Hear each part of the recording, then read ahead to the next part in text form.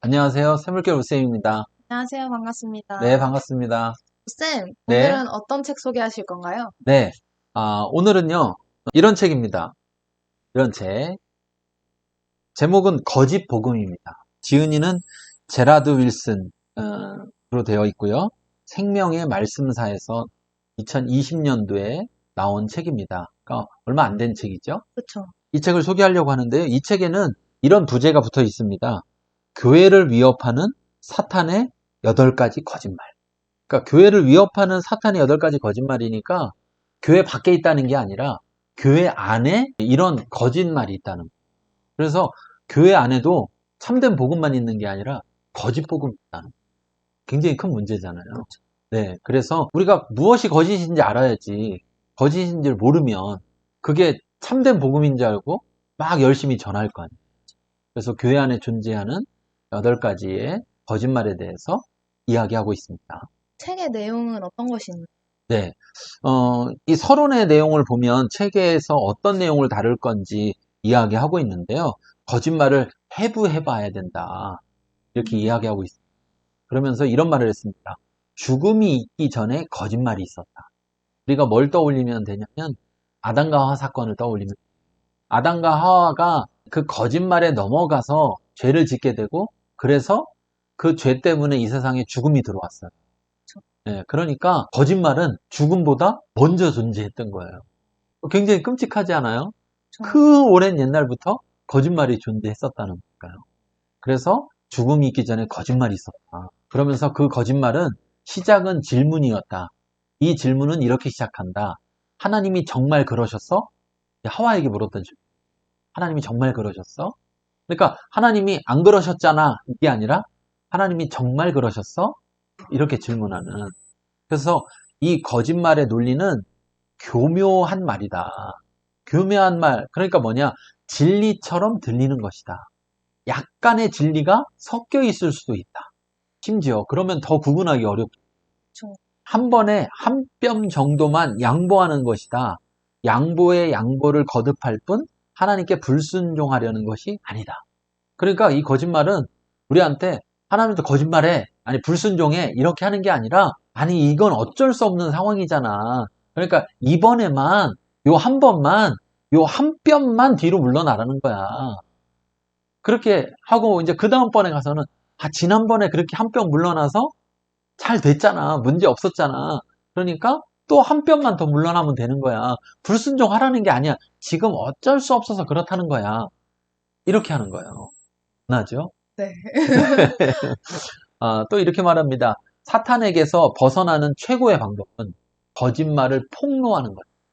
앞으로 나오게 될 8가지 거짓말이 있는데 이 모든 진술은 모두 오늘날 어느 정도 대중에게 인기가 있는 것.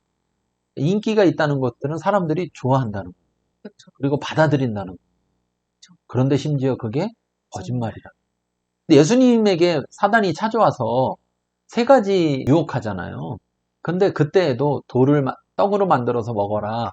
이렇게 하면서 성경 말씀을 가지고 그러니까 진리가 섞여 있는 거예요. 그런데 그때 예수님이 사단을 물리친 가장 핵심은 뭐냐면 그가 진리도 말했지만 그 진리 속에 거짓을 살짝 집어넣었다는 거예요. 그래서 그 거짓말을 폭로시킨 거예요. 그래서 하나님 말씀으로 하되 사람이 떡으로만 살 것이 아니오 하나님의 말씀으로 사느니라.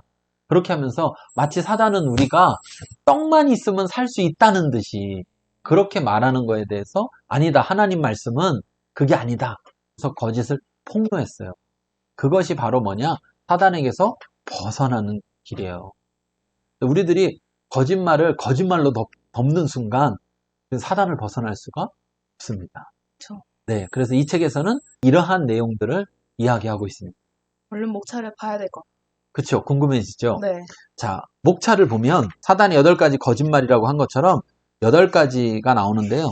자, 거짓말 첫 번째는 하나님은 오직 내가 행복하길 바라셔. 두 번째는 인생은 한 번뿐이야. 세 번째는 너만의 진리로 살아가는 거야. 네 번째는 지금 내가 느끼는 것을 믿어. 그 다음에 5번째는요. 내 인생은 내가 만들어가는 거야. 자, 여섯 번째는 모든 것을 내려놓고 하나님이 하시게 하자. 자, 그리고 일곱 번째는 십자가는 사랑이야. 하나님의 진노와 상관이 없어. 여덟 번째는 하나님은 스스로 돕는 자를 도우셔. 그리고 마지막에 마치는 글이 있습니다. 피디님 어떠세요? 이 지금 목차 소개받았는데 내용들을 쭉 들으니까 뭔가 관심 가는 분이 있나요? 너무나도 듣기 좋은 말이 여기 하나 있는데, 네. 제일 첫 번째 거짓말인 하나님은 오직 내가 행복하길 바라시오. 아, 네. 그렇죠. 듣기에 참 좋은 말입니다.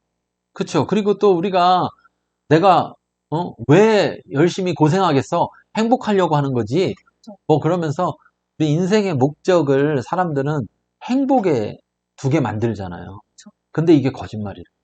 어쩌면 하나님께서는 우리의 행복보다 다른 것에 더 관심이 있을 수 있다는 거예요. 무슨 말이냐면 이건 간단히 이야기하면 행복이 우리의 목적이 될 수 없다는 거예요. 그러니까 행복은 열매일 수는 있어도 목적일 수는 없다는 거예요. 하나님은 우리에게 온전한 목적을 주셨는데 사단은 요걸 그 목적을 성취했더니 그 목적으로 나아갔더니 열매로 행복을 얻게 되는 것인데 사단이 요 두 개를 살짝 바꾼 거예요.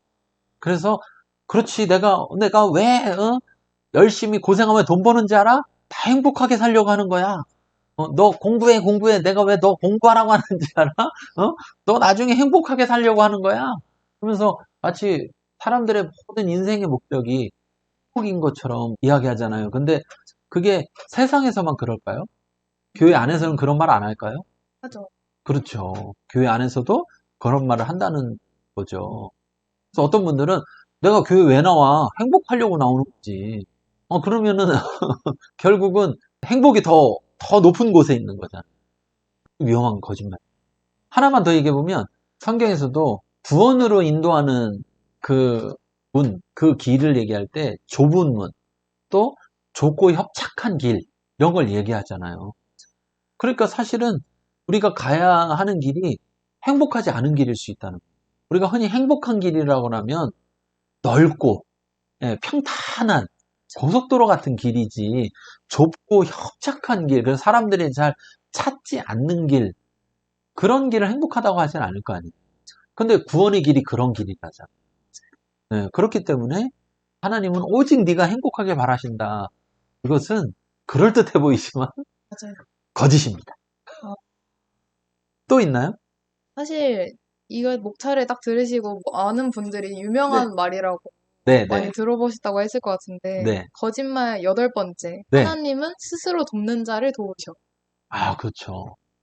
이 명언이기도 하고, 그쵸, 하늘은 스스로 돕는 자를 돕는다. 그쵸. 뭐, 그래서 많은 사람들이 그 말을 많이 쓰잖아요. 맞아요.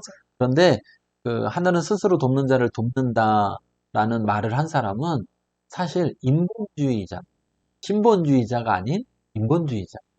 그러니까 우리가 그 인본주의자의 말을 마치 하나님 말씀인 것처럼 우리가 여기서 신앙생활 할 때 그런 거 있잖아요. 구원받으려면 열심히 신앙생활을 해야 돼. 이것도 네가 열심히 안 해봐 구원 얻을 수 있겠어? 네가 열심히 안 해봐 하나님이 너 응답하시겠어? 기도할 때도 금식하며 뭐 100일 작정하며 열심히 해야지. 열심히 안 하는데 하나님이 응답해 줄 것 같아? 이런 거 있잖아요. 그쵸. 너 교회 예배 열심히 안 나오는데 뭐 못 받을 것 같아? 이렇게 이야기하는 그럴 때 항상 이런 말 쓰는 거잖아요. 그쵸. 네. 그런데 거짓말이야. 다른 모든 종교는 이 말이 굉장히 익숙한 논리. 그래서 다른 종교에서는 결국은 사람들에게 열심을 요구하죠. 열심으로 할 때 도움받을 자격이 있다 이렇게 그쵸. 여기잖아요. 그런데 기독교는 은혜의 종교. 그러니까 우리가 한 거에 해당하는 걸 받는 게 아니라 우리가 한 것으로는 절대 받을 수 없는 것을 받는 거란 말이에요. 구원도 우리가 노력해서 대가로 얻는 게 아니잖아요. 그렇게 얻을 만한 우리가 노력을 할 수도 없잖아요. 그런 점에서 이 말은 복음과 진리와 상반되는 이야기인데, 그런데 이 말 교회 안에서 사용하잖아요. 그쵸. 그러면서 하나님 들어가니까 또 더더욱이나 진리처럼 맞아요. 들려질 수 있잖아요. 그건 잘못된 겁니다. 그러니까 내가 아무것도 안 해도 된다는 게 아니라 내가 뭔가를 하는 것만이 더 하나님을 움직이는 열쇠가 된다라고 생각하면 하나님은 사랑하실 필요가 없어요. 하나님이 우리를 긍휼히 여기실 필요 없다는 거예요. 여기 중요한 것이 하나 있는데요. 세 번째 거예요. 너만의 진리로 살아가는. 오프라 윈프리라는 사람 있잖아요. 그 사람의 말이 많은 사람들한테 마치 성경처럼 이렇게 사람들한테 굉장한 영향력을 끼치고 있어요. 그런데 그 오프라 윈프리의 그 영향이 기독교 신앙 안에 이렇게 들어와 있어서 너만의 진리로 살아가는 거야. 이 말은 어떤 면에서는 너만의 길이 있는 거야. 여기 다 내용이 이어지지만 한 번뿐인 인생인데 네가 네 인생을 결정해야지. 네가 네 인생을 개척해 가야지. 그러면서 굉장히 사람들에게는 다가오는 이야기지만 우리는 내 진리로 사는 게 아니라 하나님의 진리로 살아가는 거예요. 나만의 진리로 산다 그러면 사람마다 다 진리가 다를 거 아니에요. 그러다 보니까 이런 영향 또 워낙 유명한 사람의 영향이 있다 보니까 교회 안에서 자칫 잘못하면 하나님 믿는다고 하면서 진리가 여러 가지가 존재할 수 있게. 그렇기 때문에 사단은 교회 못 가게 하는 게 아니라 교회 가서 잘못된 진리를 따르게 하는 그런 위험성이 있는 것이죠. 그러면 더 소개해 주실 내용. 네, 마지막에 마치는 글에 보면 거짓말을 부검하라. 거짓말을 부검하라. 이런 말이 있어요. 이건 뭐냐면 거짓말이 거짓말인 것을 알아야 되는데 거짓말이 거짓말인 것을 어떻게 알 수 있을까? 참말이 있어야 거짓말인 것을 알 수 있어요. 그래서 예수님도 많이 따르셨던 건데 예수님도 사단이 거짓말로 왔을 때 기록되었으되 하면서 사람이 떡으로만 살 것이 아니요 이렇게 했거든요. 그러니까 기록되었으되 이게 뭐냐면 우리에게는 하나님의 말씀인 진리의 말씀이 있다는 거예요. 그러니까 거짓말을 뭐로 거짓말인지 알아야 되느냐? 진리인 하나님의 말씀을 가지고 비교해서 아 이거 거짓말이구나 이렇게 알아봐야 된다. 생각해 보세요. 몸을 막 해부해 놨는데 아무것도 몰라요. 이게 장인지 위인지 간인지 뭐 콩팥인지 아무것도 모르는데 해부만 해놓으면 무슨 소용이 있겠어요. 그 모든 것을 알아야 될 것처럼 진리를 잘 알아야 진리를 통해서 거짓말을 알 수 있다는 거고요. 또 한 가지는 다 이루었다. 예수님이 말씀하셨다. 다 이루었다. 그러니까 구원을 위해서 더 이상 우리가 이룰 것은 없다는 거예요.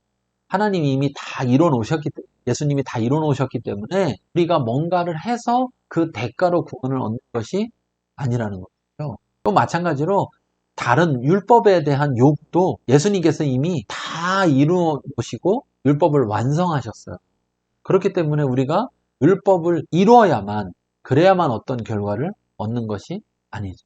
자, 오늘 이 책 거짓복음이라는 책을 소개했는데요. 피디님 어떠셨어요? 지금 짧은 시간이지만 설명을 좀 들으면서 어떤 느낌이셨어요? 이렇게 사탄이 하는 거짓말들 교묘해가지고 네, 그래서 저희가 바로바로 아 이건 거짓말이다 라고 할 수 없는 것 또한 알았고 하고 이렇게 많이 쓰고 있는 말들이 거짓말이라는 거를 다시 한번 알게 된 것 같아서 많은 분들이 이 책을 꼭 읽으셔서 네, 이건 거짓말인 걸 네, 알았으면 좋겠습니다. 네. 7번에도요.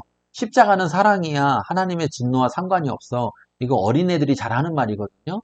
뭐냐면 엄마가 잘해주면 엄마 사랑해. 엄마가 날 사랑한다고 하고 자기가 잘못했는데 엄마가 혼내키면 엄마 미워. 엄마가 나 사랑하지 않아. 그렇게 그렇죠. 이야기하잖아요. 그런데 엄마가 아이를 왜 혼내느냐? 사랑하기 때문에 혼내거든요. 그렇죠. 그래서 우리 안에 너무도 많은 거짓말이 마치 진리처럼 그렇게 쓰여지고 있는 위험성이 있다는 거죠. 그래서 이 책을 꼭 읽어보시면 좋겠습니다. 오늘 거짓복음, 생명의 말씀에서 나온 거짓복음 책을 쓰겠습니다. 마치겠습니다. 감사합니다. 감사합니다.